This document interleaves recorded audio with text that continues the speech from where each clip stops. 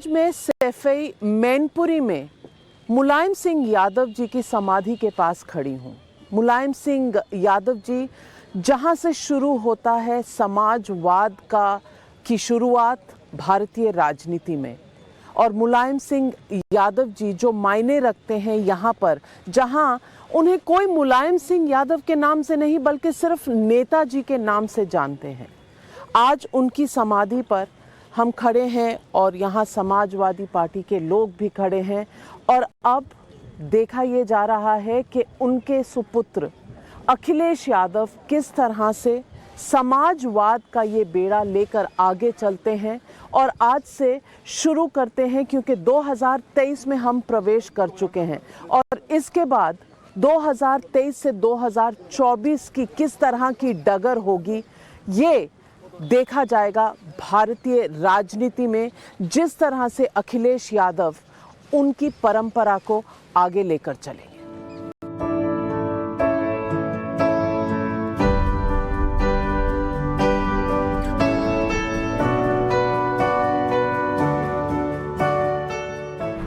अखिलेश जी नमस्कार and very happy new year. बहुत बधाई आपको भी नए वर्ष पर। आप सैफई में हैं, हम आपके पीछे पीछे सैफई पहुंच गए हैं, जहां से नेताजी की एक तरह से जर्नी, पॉलिटिकल जर्नी, हर चीज़ यहाँ से शुरू हुई। समाजवाद का यहाँ से एक तरह से राजनीति में प्रवेश हुआ। अब नेताजी के बाद ये पूरी लेगेसी आपके हाथ में है, आप इसे कैसे आगे ले जाना चाहते हैं? पूरी टीम को धन्यवाद और बधाई दूंगा। वैसे तो इंटरव्यू कहीं भी हो सकता था स्टूडियो में, लेकिन जहाँ से नेताजी ने शुरुआत की और राजनीति की, ये वही गांव है जिसकी कोई पहचान नहीं थी। इस गांव में आने के लिए भी रास्ते नहीं थे। जो पुराने लोग बताते हैं, इतना इलाका था रे का कि कोई भी, एक तो खेती लायक ज़मीन नहीं थी, इस गांव को आने जाने का कोई रास्ता नहीं था, शिक्षा तो बहुत दूर थी, स्वास्थ्य सेवाएं बहुत दूर थी इस गांव के लिए।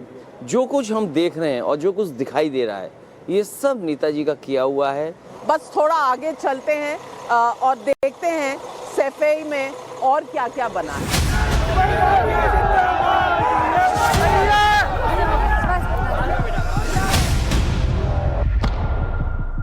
लेकिन अखिलेश जी एक सवाल और भी है कि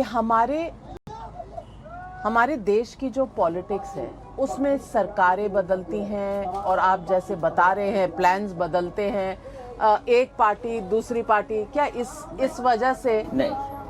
क्या इसीलिए मैं कह रहा हूँ, इसीलिए मैंने आपसे कहा कि समाजवादी पार्टी, मैं जब नेताजी ने मुझे मौका दिया, बहुजन समाज पार्टी की सरकार थी, एक भी प्रोजेक्ट उनका रोका हुआ गया हो। उनकी एक पेंशन चलती थी, महामाया योजना पेंशन, मैंने उसको कंटिन्यू किया। हाँ, नाम बदला, लेकिन मैंने कंटिन्यू किया, सेम ही, एक भी पात्र नहीं हटाया, नाम बदला, केवल नाम बदला। और जितने उनके उस समय पात्र थे, उन पात्र के साथ जो और छूट गए थे, उन सबको मैंने योजना में जोड़ा, क्योंकि बहुत सारे लोगों को नहीं मिल रही थी पेंशन। जो आगरा से लेकर के दिल्ली का एक्सप्रेसवे था, उसका काम रुका पड़ा था। पुरानी सरकार ने कुछ फैसले लिए थे, कुछ गलत लिए थे, कुछ ठीक लिए थे। उन फैसलों को बदल करके आगरा दिल्ली एक्सप्रेसवे जो मायावती जी की सरकार में बन रहा था, उसको पूरा किया हम लोगों ने। जो सर्टिफिकेट दिया वो हमारी सरकार का दिया हुआ है, कुछ हिस्सा उसमें गलत जोड़ दिया था, वो हटाया मैंने। तो काम नहीं रोका, एक बिल्डिंग का काम नहीं रोका। लेकिन और यहाँ मैं इसलिए कह रहा हूँ, ये म्यूजिक कॉलेज रोक दिया, प्राइमरी स्कूल लगाया, इंटर कॉलेज का काम रोक दिया। मैं अभी आपको मेडिकल एक 500 सुपर स्पेशलिटी हॉस्पिटल दिखाना चाहता हूँ। मैं ये नहीं दिखाना चाहता कि मेरे गांव में बन रहा था, मैं ये कहना चाहता हूँ कि अगर आप इन्वेस्टमेंट लेने, बस रोक लेना, एक मिनट, बाय रोक लेना है। ये जो कंस्ट्रक्शन कंपनी काम कर रही थी, वो शाहपुर जी पालन जी काम कर रही थी, और टर्नकी बेस पे हॉस्पिटल बनना था, उनको सब कुछ बना के देना था। सरकार ने फंड नहीं दिया, काम रुक गया। ये छोटी कंपनी नहीं है जो उत्तर प्रदेश में, मुझे याद है वो ये कह रही थी कंपनी कि हम यूपी में काम नहीं करना चाहते, लेकिन बड़ी मुश्किल से मैं कंपनी को लाया, उनसे काम दिया मैंने कहा गांव का आप अच्छा हॉस्पिटल बनाइए। आप देश की वो क्या क्या नहीं बना रही है, क्योंकि आपने फंड नहीं दिया, और फंड इसलिए नहीं दिया कि सैफई में बनना है, इसलिए नहीं फंड दिया, और उसका रिजल्ट क्या हुआ, वो कंपनी यहाँ से चली गई। अब आप इन्वेस्टमेंट लेने जा रहे हैं, आप तो कंपनी भगा रहे हैं, आप कंपनियां भगा रहे हो और उम्मीद करते हो आपको इन्वेस्टमेंट मिलेगा। अगर ये कंपनी आपने भगाई है, और मुझे याद है कि पूर्वांचल एक्सप्रेस भी इन्हीं कंपनियों को ठेका मिला। चलो अब चलो। लेकिन अखिलेश जी आपका मैं नहीं, समझ रही हूँ, मैं बेसिक चीज समझाना चाहता हूँ। योगी आदित्यनाथ जी मुख्यमंत्री हैं उत्तर प्रदेश के, डेवोस जा रहे हैं, इन्वेस्टमेंट इनवाइट कर रहे हैं, इन्वेस्टमेंट समिट कर रहे हैं, तो आप बार बार निशाना साध रहे हैं। निशाना नहीं साध रहा हूँ मैं ये कह रहा हूँ कि कितनी टेलीकॉम कंपनियां आई बीजेपी के राज में उत्तर प्रदेश और में, सरकार की कितने टेलीकॉम जो कंपनियां बंद हो गई साहब। तो वो तो यूपीए सरकार के मुझे इससे नहीं मतलब है, नहीं मुझे इससे नहीं मतलब है किसकी बंद हुआ। बीजेपी की जिम्मेदारी क्या है? कर रहे थे यूपीए सरकार को, आपका क्यों नहीं मतलब है? भाई बीजेपी की जवाबदेही उस पर क्यों नहीं है? बीजेपी की जिम्मेदारी क्या थी? आप पिछले 8 साल में जो सरकार के टेलीकॉम के जितने भी कारखाने थे वो बंद क्यों हो गए?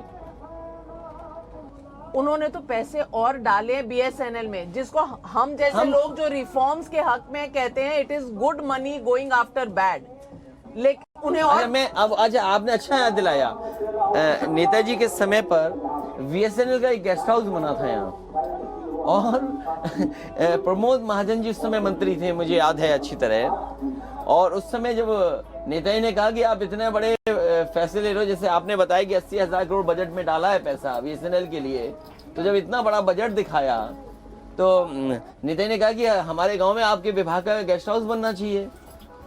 तो जब बजट दिखाया इतना और गेस्ट हाउस बनाया 2 कमरे का, और आज जो हालत है, जैसी इस गेस्ट हाउस की हालत है वैसी बीएसएनएल की हालत है। तो अब बीजेपी ये बताए कि जो एक गेस्ट हाउस 2 कमरे का नहीं मैनेज कर पा रही है, 80,000 करोड़ देकर के क्या जिंदा करना चाहते हैं ये लोग? ये स्टेडियम 9 महीने में बना है, इसकी हालत देखिए आप। मैं आपको दिखाने लाया हूँ, ये भी एक स्टेडियम है।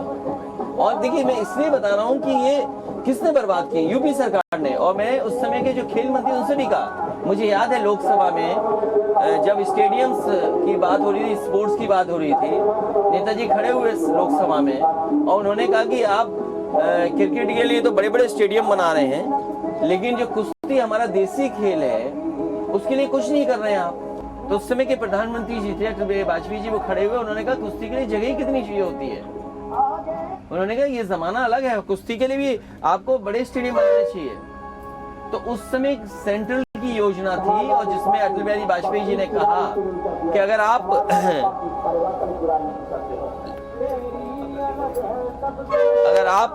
क्या कहते हैं, अगर आप स्टेडियम बनवाना चाहते हैं तो आप प्रस्ताव भिजवा दीजिए, हम स्टेडियम बना देंगे। तो उस समय मायावती जी की सरकार थी, तो नहीं भेजे जा सकते थे प्रस्ताव। कुछ महीनों बाद वो सरकार गिर गई, नेताजी मुख्यमंत्री बने, उन्होंने प्रस्ताव भेजे, तो स्टेट और सेंट्रल की जो योजना थी उसके तहत सभी को स्टेडियम मिले। अब रख रखाव कौन करेगा? क्योंकि उस समय मिल गए, बन गए, लेकिन आज तो नहीं कोई परवाह कर रही है सरकार। आइए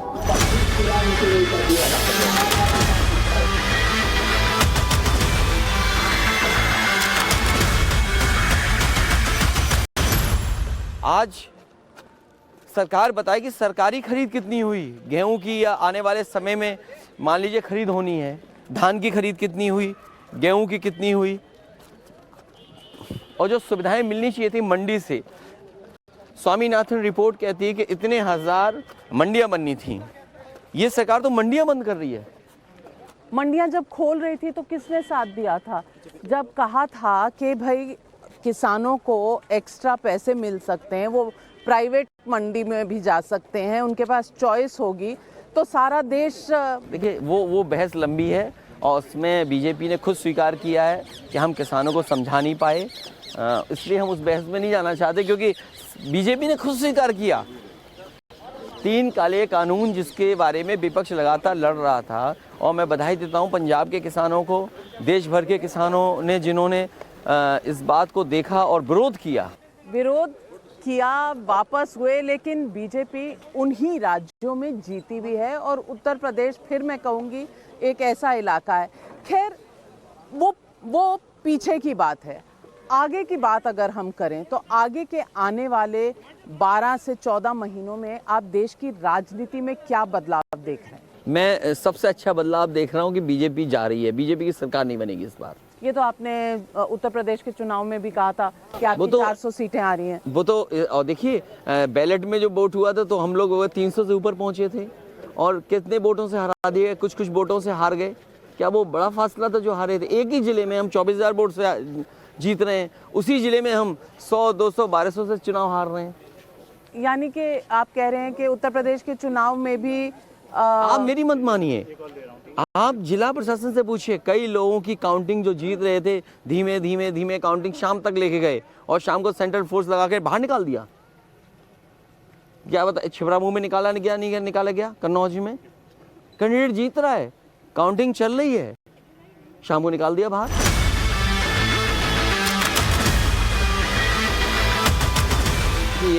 ये वर्ल्ड क्लास एक्वाटिक सेंटर था और वो डाइविंग का है, ये ओलंपिक साइज का स्विमिंग पूल है, all weather heated swimming pool है और पूरा बाकायदा। ऐसा आपको हो सकता है दिल्ली में तो हो, लेकिन मुझे नहीं पता कि दिल्ली में है कि नहीं है। लेकिन इसका हाल देखिए ना क्या किया है। आप देखिए पानी ये लग रहा है कि यहीं पे भरा हुआ, बहुत गहरा है क्योंकि कबूतर ने कुछ कर दिया है इसलिए वो ऐसा दिख रहा है। और जो स्मेल देख रहे हैं वो सब कबूतर की स्मेल।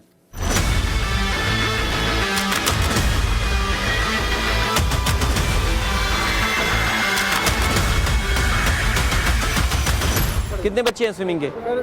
36 बच्चे हैं यहाँ पे। 36 बच्चे और इसमें उम्मीद करते हैं स्विमिंग करें। किस किस डिस्ट्रिक्ट के आप बच्चे, किस जगह के हैं, कहाँ से हो, कहाँ किस डिस्ट्रिक्ट है? गोरखपुर का है भाई ये तो। अब बताओ, ए भाई एक पत्र मुझे लिख दें, मैं मुखर्जी जी को दे दूंगा कि भाई गोरखपुर का भी आदमी ठंडे पानी में स्विमिंग कर रहा है।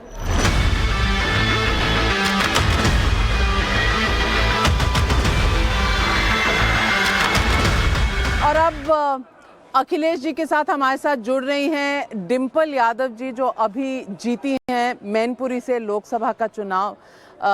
मुबारक, सबसे पहले आपको बधाई।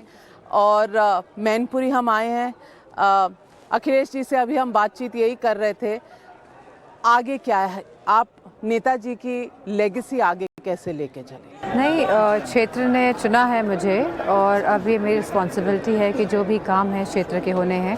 जैसे आपने देखा कि स्पोर्ट्स एकेडमी की जो व्यवस्था है, तो इसको लेके भी अब सदन में सवाल उठाने क्योंकि यहाँ बजट नहीं मिल रहा है, बच्चों को परेशानी हो रही है, जो अपना एक फ्यूचर लेके यहाँ पे आए हैं, एक सपना लेके आए हैं।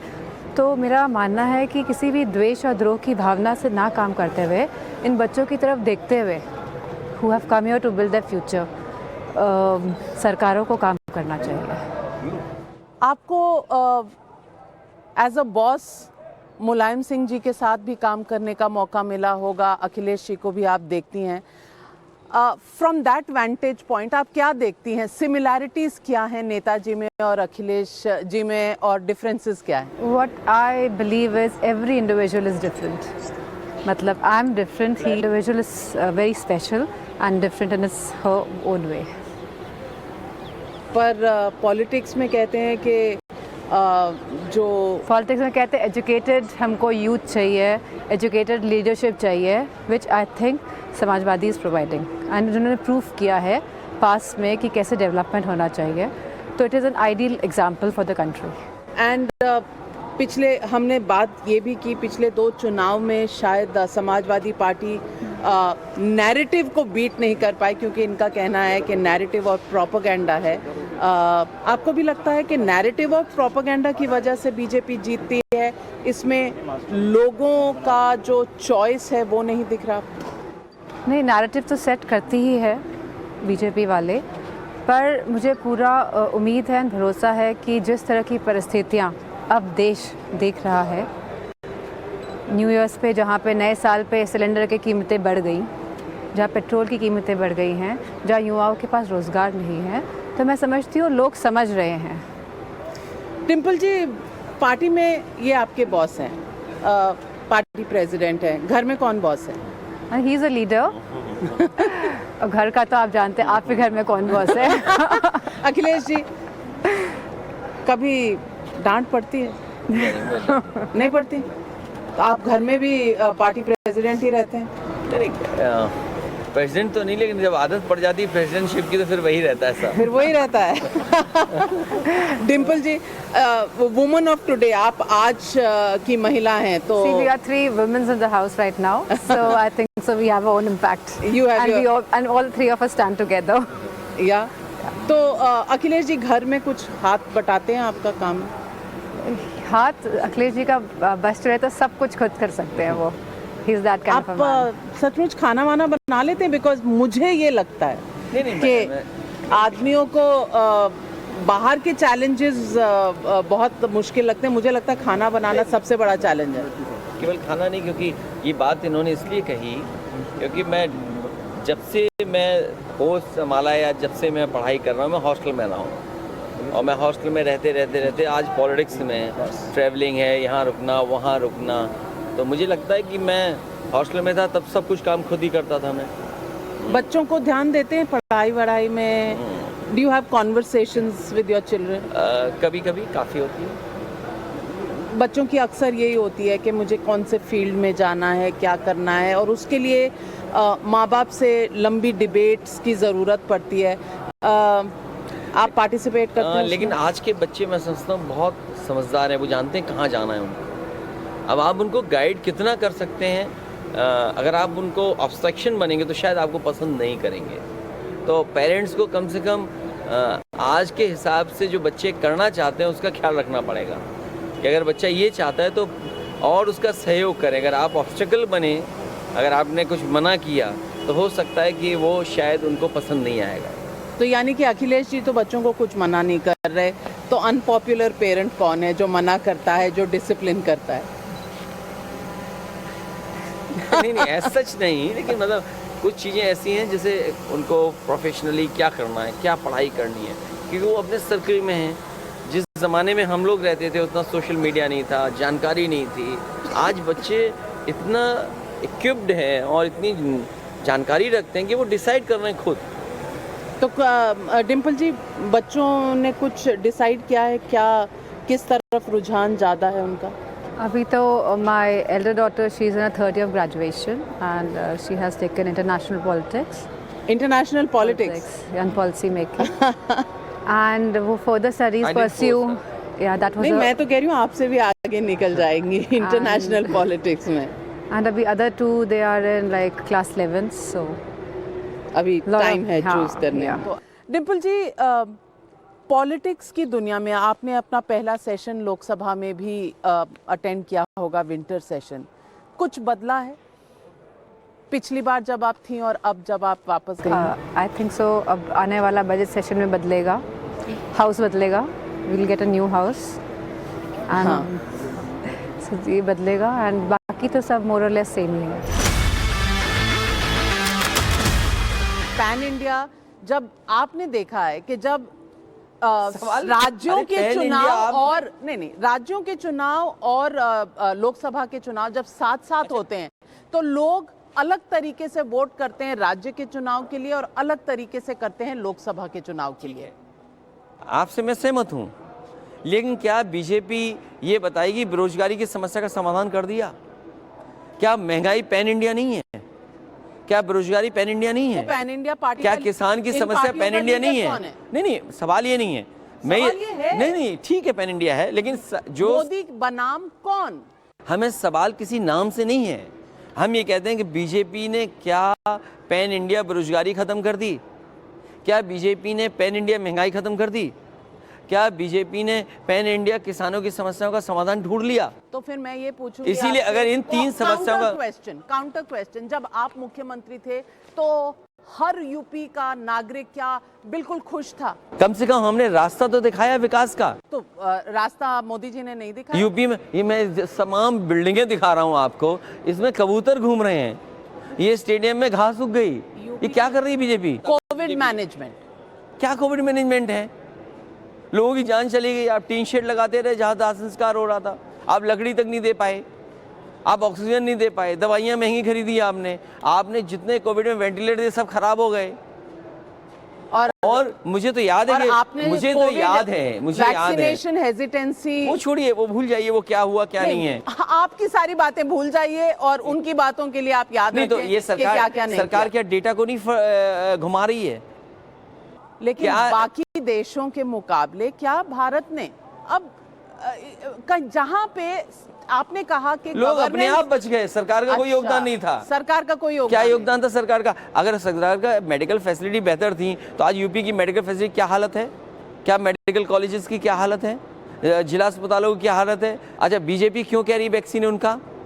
देश की वैक्सीन नहीं है क्या? देश की वैक्सीन तो की फिर साइंस- बीजेपी क्यों कहती है कि उनका है? दुनिया में किसी ने अपने प्रधानमंत्री या राष्ट्रपति की तस्वीर लगाई सर्टिफिकेट में?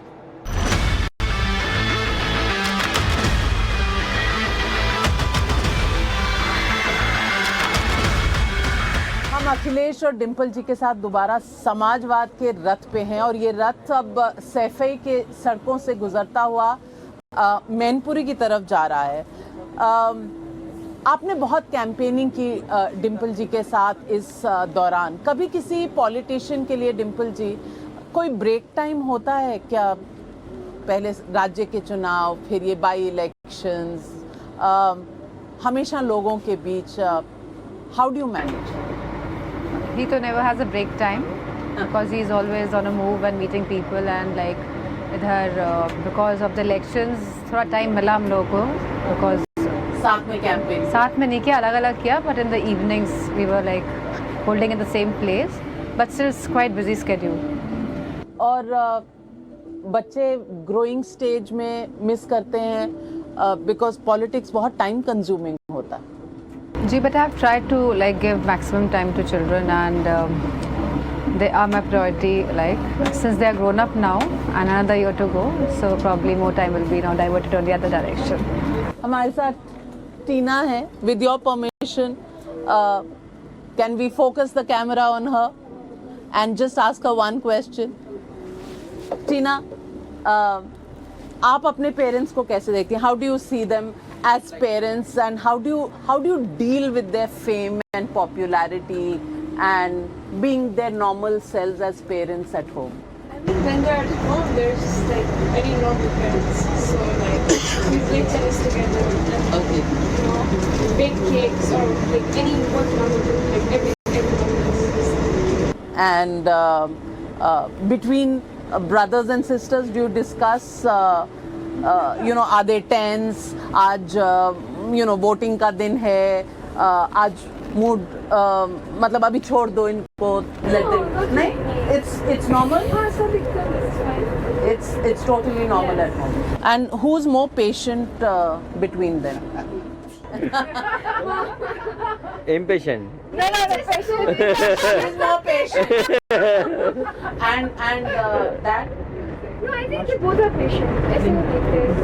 नहीं, पर how much time does dad spend with you guys in terms of dealing with issues that you may have? मतलब आपके personal friends के issues, college के issues, school के issues. In the evenings or sometimes at lunch when we talk, so we just go. He gets involved. Yeah. Actually finds you solutions. Yeah, he gets involved. In fact, kids have to tell them, it's okay, it's our matter. It's okay. Maybe he wants to know much more than you want to tell. That's also a problem. Problem, exactly. है ना? Parents always wants to know like. हाँ. And do they keep tabs on you? Where are you going? When are you coming? Who are you going with? Yes? Does that annoy you? No, sometimes. but Sometimes? It's fine. And what do you plan to do next? Follow them? I haven't decided yet. Okay. And what do you like to do now? घर में normal atmosphere बच्चों को देना एक political family में कितना बड़ा challenge है? I don't think so it was a challenge for us, like because we are not something outside and something inside different. नहीं, पर मिलने वाले लोग बहुत आते हैं and you know how do you, I mean, do you like the children to be exposed or do you want to protect them? How does it work in a mother's mind? They were never really exposed, but now since they are grown up and even they have to learn things, so it's a good time now, I think. And how passionate are you about politics? आप कितना passion रखती हैं political strategizing? I am just Samajwadi Party worker right now, and whatever the duties and responsibilities will be given, I am going to follow that. एक सवाल जो राजनीति में हमेशा उठ के आता है कि अयोध्या का भव्य राम मंदिर तैयार होगा 2024 में, मथुरा में भी सर्वे के आदेश आ गए हैं। आपको लगता है कि अगर उस जगह में जहां सर्वे हुआ है, जहां पर डिस्प्यूटेड लैंड है, अगर वहां कुछ प्रूव होता है तो मथुरा और काशी का जो मुद्दा है वो भी रिजॉल्व होना चाहिए? देखिए, बीजेपी के लिए प्रायोरिटी का मुद्दा है और कुछ मसले कोर्ट में हैं, तो जो मसले कोर्ट में बहस में उन मसलों पे मैं कुछ नहीं कह सकता। लेकिन भारतीय जनता पार्टी की हमेशा कोशिश रही है, और आज से नहीं, जब से भारतीय जनता पार्टी शुरुआती दौर से, अगर उनका पुराना इतिहास उठा करके देखें, वो यही है कि उन्हें राजनीति हिंदू मुस्लिम पे करनी है। मेरा तो ये निवेदन है कि कम से कम विकास पर, बेरोजगारी पर, महंगाई पर भी बीजेपी वाले राजनीति कर रहे हैं। कल्चरल रेस्टोरेशन हो तो उसमें आपको कोई दिक्कत? देखिए, कल्चरल जो मूवमेंट चला रहे हैं वो उनकी देन नहीं है। भारत में ट्रेडिशन कल्चर पहले से है, कई राजघराने आए, तमाम तरह के लोग आए चले गए, लेकिन हमारे देश का कल्चर को डिस्टर्ब नहीं कर पाया कोई। इसीलिए मैंने कहा यहाँ मिली जुली संस्कृति है, कुछ हमने पाया, कुछ हमने खोया, कुछ हमने उनका लिया, कुछ हमने उनको दिया, तो मिली जुली संस्कृति है, ये बीजेपी की देन नहीं है। सर्वे के आदेश में अगर सर्वे में और कोर्ट में ये डिस्प्यूटेड एरिया पर कोई ऐसी बात आती है तो आपको लगता है कि ये रेजोल्यूशन होना चाहिए? क्योंकि शुरू से कुछ लोगों का कहना है कि अयोध्या, मथुरा और काशी ये हमारे जो धर्म के लिए बहुत ज़रूरी हैं, इसके बाद सब कुछ बंद हो जाए। नहीं भाई, देश संविधान से चलेगा कि नहीं चलेगा? बाबा साहब भीमराव अम्बेडकर जी का जो संविधान दिया उससे देश चलेगा कि नहीं चलेगा? हम इस देश के कानून मानेंगे कि नहीं मानेंगे? अरे कोई भी पक्ष है इस देश का संविधान मान रहा है, इस देश का कानून मान रहे हैं, तो क्या गलत है? 2024 में मोदी के मुकाबले कोई खड़ा हो सकता है चैलेंजर? इस बार जनता खड़ी होगी, कोई एक लीडर नहीं। लीडर हो ना हो, लेकिन जनता खड़ी दिखाई देगी इस बार। मोदी की कोई एक अच्छाई जो आप गिना सकते? नहीं, अच्छाई बहुत हो सकती है, बुराई बहुत हो सकती है, मैं उस पर्सनल लेवल पे जाना ही नहीं चाहता।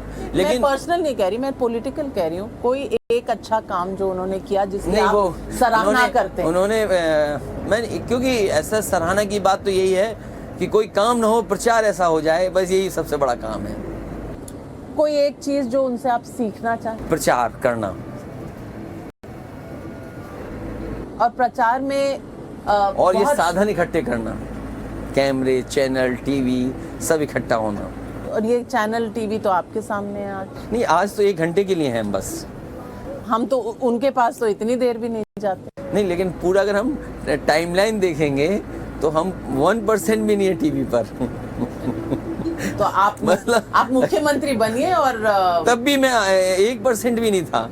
तब तो मैं क्राइम के साथ मेरी फोटो आती थी, अब तो क्राइम के साथ किसी फोटो ही नहीं आती है। कोई घटना होती थी, हमारी फोटो सबसे पहले दिखाई देती थी। अब तो घटना हो जाए तो मुख्यमंत्री की कोई तस्वीर ही नहीं लगा सकता है। डिम्पल जी, अगर एक self empowered woman in India आप किसको मानती हैं? अगर आपको कहूँ कि एक नेम करिए जिनको आप समझती हैं कि हाँ वो self. I think so Mamata Banerjee. Mamata Banerjee. Akhilesh ji, कितने पार्टनर हैं आपके in politics in terms of support? नहीं, he supports a lot, I think. A lot. And he's always like standing ki if I get stuck up somewhere, he's always there to take a foot forward. और dos and don'ts ज्ञान कुछ देकर भेजते हैं जब आप let's say आप campaigning के लिए जा रही हैं, ऐसा करना, ऐसा मत करना, और does he allow you to sort of express? At times, हाँ, एक आध टिप्स दे देते हैं। Is he overbearing as a husband? No, not really. Not really. You are being, आप थोड़ा उधर देखिए, वो डर रही हैं। नहीं ऐसा नहीं। ये जमाना डरने डराने वाला ही नहीं है। डरने वाले डराने वाला ये जमाना बदल गया है। ये जमाना नहीं है डरने डराने का। घर में उन्होंने कहा कि दोनों बेटियों की और उनकी ज़्यादा चलती है, तो आप माइनॉरिटी में जब आ जाते हैं तो आप क्या पैंतरे इस्तेमाल? नहीं वो स्टेज कभी आई थी नहीं, और ऐसा है ही नहीं घर में। ऐसा तो नहीं होता, हर घर में होता है। नहीं होता ही नहीं है। अच्छा, लड़ाई होती है आपस में? नहीं होती। नहीं ऐसा कैसे हो सकता है? अरे वही सब तो है। सारा गुस्सा आप बीजेपी पे निकाल देते हैं कि कोई बचता नहीं है। नहीं कोई लड़ाई नहीं होती। कोई लड़ाई नहीं नहीं होती? कोई लड़ाई। ये रूठती भी नहीं है आपसे? कोई मनाता कौन ये जमाना रूठाने वाला है ही नहीं। ये जमाना ही दूसरा आ गया है। आई डोंट, ऐसा होता है कि स्पाउसेस में लड़ाई ना हो? नहीं होती है बस। तो फिर ये सही नहीं कह रहे थे क्या? ये सही नहीं, संविधान के हिसाब से आपने सही नहीं कहा। नहीं ऐसा कोई लड़ाई तो होती है। नहीं लड़ाई होती। अच्छा, आदमियों को शायद नहीं लगती है कि ये लड़ाई है। उनको लगता है ये भी नॉर्मल ही है। नॉर्मल है, एवरीथिंग इज नॉर्मल। नहीं लड़ाई। मैनपुरी की सड़कें अपनी सांसद को देख रही हैं, और अखिलेश जी, ये भीड़ अपने आप आई है नहीं, या ये लोग आपके आने का संदेशा पहले पहुंच जाता है? ये लोग अपने आप आए, और कोई मतलब हमारे बुलाने से नहीं आया। अगर हमारा बुलाया गया होता तो हो सकता था रेड कैप सर पे होती लोगों की। लोग अपने आप आए हैं। तो और ये अखिलेश, बाजार बड़ा है तो, और देखिए जीत जो हुई है वो 3 लाख वोट के लगभग है। आप 64% से ज़्यादा वोट मिला है आपको, और नेताजी का क्षेत्र रहा है, इसलिए ये लोग सब नेताजी और समाजवादी पार्टी से पहले से जुड़े लोग हैं। और कोई यहाँ कास्ट कुछ ऐसा नहीं कि कोई नहीं जुड़ा है, हर वर्ग के लोग नेताजी के साथ जुड़े हुए लोग हैं। डिम्पल जी, फैमिली में कुछ बातें इस तरह से हुई थी पिछले कुछ सालों में कि समाजवादी पार्टी और नेताजी का परिवार कुछ बिखरा सा था। आपने क्या किया ऐसा? शिवपाल जी वापस आए, कुछ मैसेज वो भी गया कि ये लेगेसी जो है नेताजी की, उसमें परिवार सारा इकट्ठा है। नहीं, परिवार तो चाह रहे थे, सभी तरफ के लोग सब चाह रहे थे कि साथ आएं। तो मेरा मानना है कि सिचुएशन ऐसी बनी। कैसे बनी? ऐसी बनी, वह कृपा है परमात्मा की। सिचुएशन ऐसी बनी कि इतने कॉम्पैक्ट तरीके से अब साथ आए हैं, और आप देखेंगे कि आने वाले चुनाव में भी इसका बहुत अच्छा सब साथ रहेंगे। The past is past. कई बार कहते हैं कि जब डोर में गांठें पड़ जाती हैं तो गांठें उसको हटाना आसान नहीं होता। ऐसा लगता है आपको अखिलेश जी, गांठें पड़ती हैं जब? देखिए, चाचा पहले भी थे, चाचा आज भी हैं, और जो पॉलिटिकल जो कुछ दूरियां थीं वो पॉलिटिकल दूरियां ख़त्म हो गई। चाचा उस समय भी चाचा थे, चाचा आज भी चाचा है। इसलिए पॉलिटिकल जो दूरियां थी ख़त्म होने के बाद मैं समझता हूँ कोई उसकी गुंजाइश नहीं है कि कहीं दूरियां हैं। ऑर्गेनाइजेशन और स्ट्रांग होगा, और जिस तरह से मैनपुरी की जीत हुई है उसमें चाचा जी का भी हाथ है, क्योंकि चाचा इसी पार्लियामेंट की एक कॉन्स्टिट्यूंसी के मेंबर रहे हैं, एमएलए हैं वहाँ, और उनके आने से स्वाभाविक है, क्योंकि लोग ये समझते थे कि अगर वो नहीं रहेंगे तो वोट कुछ इधर उधर होगा। उनके आने से एक पॉजिटिव साइन नहीं हुआ, पॉजिटिव एनर्जी क्रिएट हुई, और सब वर्कर्स ने मिलकर चुनाव लड़ा है। लेकिन मैं लौट कर आती हूँ कि ऑर्गेनाइजेशन की वजह से आप जीते। नहीं ऑर्गेनाइजेशन की वजह से, और क्योंकि नेताजी की यहाँ इतना काम था। देखिए नेताजी की शुरुआत यहाँ से, जिस कॉलेज में पढ़े वो यहाँ है, जहाँ पढ़ाया वो हैं। ऐसे कई लोग मिले जो बुजुर्ग थे जिन्होंने कहा कि नेताजी ने हमें पढ़ाया था, वोट तो हम नेताजी को ही देंगे। या वो परिवार जो नेताजी से हमेशा जुड़े रहे, किसी के यहाँ खाना खाया था नेताजी ने, किसी के किसी समय पर वो घर में पहुँचे थे शादी में या किसी दुख के समय पर। तो नेताजी का जो पिछला पूरा पॉलिटिकल कैरियर था वो यहाँ लोगों के बीच गुजरा था। इसलिए चुनाव डिम्पल का लड़ना या कोई और पहले लड़ा हो, परिवार के किसी ने भी चुनाव यहाँ लड़ा हो, सबको यहाँ के लोगों ने जिताया। डिम्पल जी, परिवार को संजोने में इनकी भूमिका ज़्यादा थी या आपकी? मैंने आपको पहले भी बोला, let me very clear, situation जो आई एंड जिसकी वजह से पूरा परिवार एक हो गया एंड अब किसी को भी चिंता करने की ज़रूरत नहीं क्योंकि परिवार एक है। और 2024 एक साथ एक एजेंडा? नहीं, एजेंडा के साथ साथ जो बीजेपी की नाकामियां रही हैं, जो बीजेपी ने मैनिफेस्टो में लिखा और मैनिफेस्टो के बाद भूल गए, मैनिफेस्टो उन्होंने डाल दिया किसमें, क्या कहते हैं, डस्टबिन में, तो ये सवाल का जवाब तो देना ही पड़ेगा ना।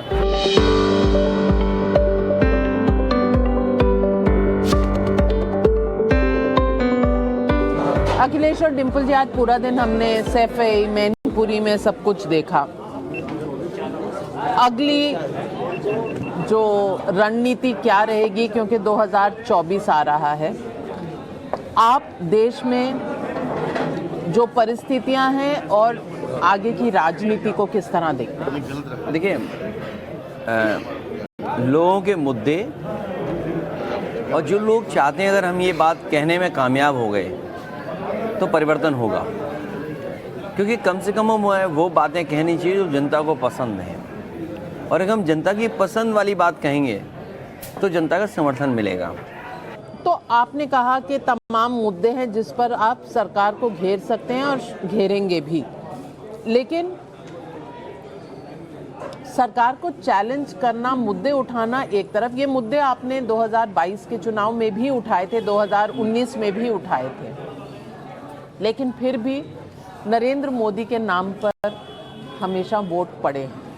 मैं पूछना चाहती हूँ कि इस बार की रणनीति क्या रहेगी, क्योंकि स्ट्रैटेजी के बिना, रणनीति के बिना आप किस तरह से चलेंगे? देखिए, अभी बीजेपी की ज़्यादा बड़ी जिम्मेदारी है कि उन्हें बताना पड़ेगा कि उन्होंने जो जो वादे किए थे वो कितने पूरे किए। लोगों ने इंतज़ार किया, लोगों ने ये सोचा कि शायद एक बार और मौका दें तो पूरा हो जाएगी, लेकिन बार बार मौका दिया उन्हें, लेकिन उसके बाद भी नहीं किया। तो अब समय आ गया है कि जनता उनके खिलाफ मतदान करेगी। आय दोगुनी नहीं हुई, बेरोजगारी नहीं ख़त्म हुई, सरकारी नौकरियों में आरक्षण छीना जा रहा है, जो बड़ी बड़ी संस्थाएं में हैं उसमें ये बीजेपी के जो विचारधारा के लोग हैं उन्हें बैठाया जा रहा है। तो आखिरकार आप एक तरफ तो आरक्षण की बात कर रहे हैं, आप पिछड़ों को आगे बढ़ाने की बात कर रहे हैं, लेकिन जब देने की बात आती तो आप पिछड़ों को क्या दे रहे हैं?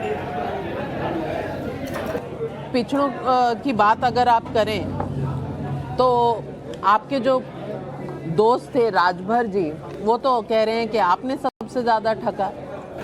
नहीं, देखिए, बीजेपी किससे क्या बुलवाए, किसको सामने खड़ा कर दे, वो सवाल अलग है, लेकिन पिछड़े ये जानते हैं कि उनके साथ भेदभाव हुआ, उनके साथ धोखा हुआ है। बीजेपी किससे क्या बुलवाए, आप भी तो बुलवा सकते हैं, आपके अलायंस पार्टनर। हाँ, ये आपने अच्छा कहा। तो आपसे क्यों नहीं? इसलिए जिस नेता का आपने नाम लिया है, जब वो हमारे साथ थे तो बीजेपी के लिए क्या कहते थे,